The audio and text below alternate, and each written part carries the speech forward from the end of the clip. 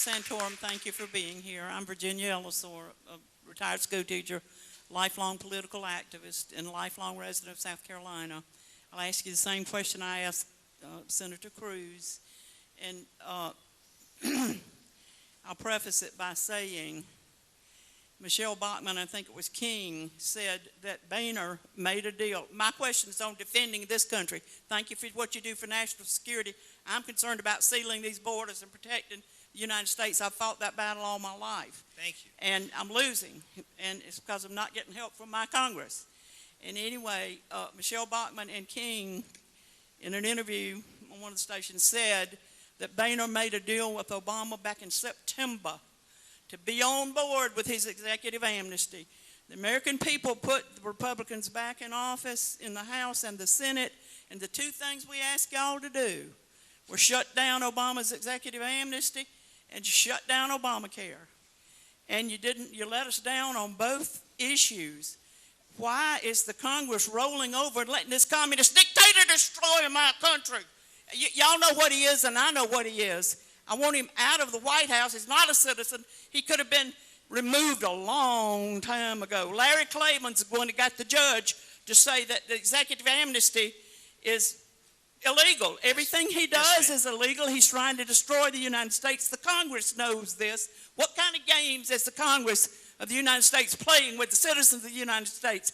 Y'all need to work for us, not for the lobbyists that pay your salaries. Amen. Get on board, but let's stop all this and save America.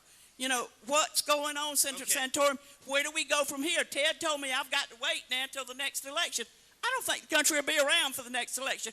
Obama tried to blow up a nuke in Charleston a few months ago, and the three admirals and generals, he has totally destroyed our military. He's fired all the generals and all the admirals that said they wouldn't fire on the American people if you asked them to do so if he wanted to take the guns away from them. This man is a communist dictator. We need him out of that White House now. And the Congress of the United States is the only one. We've lost our Congress. We've lost our executive branch. Ma'am, I would ask you please to allow the senator to answer the question. I got your question. You've made the question clear. Please let him answer. Okay, okay. First off, I take somewhat offensive referring it to you because I'm not a sitting member of the Senate, so I'm not taking blame for any of that stuff, right? I mean, but I will tell you this. You've hit on one point that I absolutely agree. This is a complete lack of leadership. The bottom line is that I can tell you when President Obama issued that executive order, I don't care what the executive order was about. When he issued an executive order or executive action that said that he's not only not going to enforce the law, but he is going to actively change that law and make new law and be able to act and force the agencies to act pursuant to that law, he did something that, as you mentioned, the word tyrant comes to mind. That is not, the president does not have the authority to do this. It is the most dangerous, the president has done a lot of dangerous things. This is the most dangerous thing the president done because what he has done is set a precedent. He has set a precedent for how the executive can act unilaterally.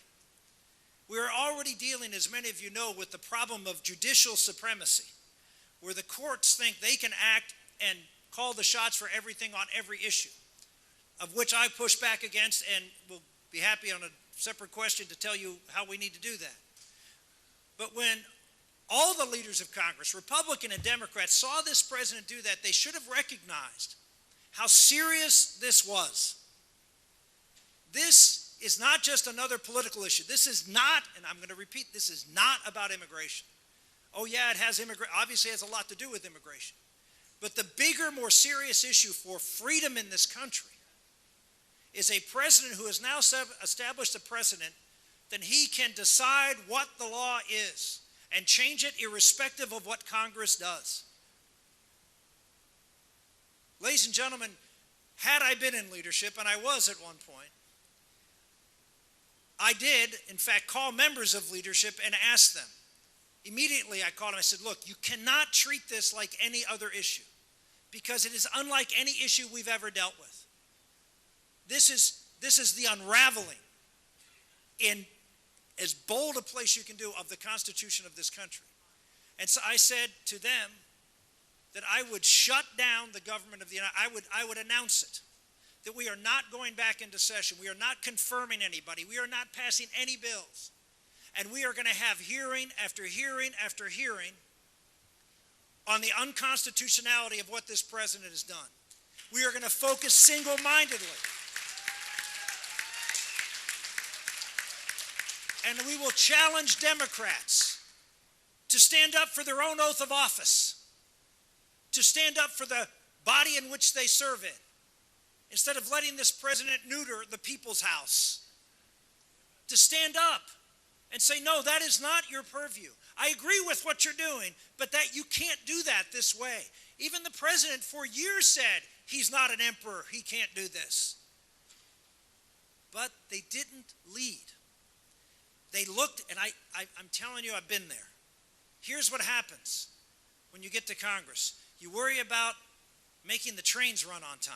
You're worried about moving things and all your other responsibilities, and you don't step back and sometimes see the forest for the trees.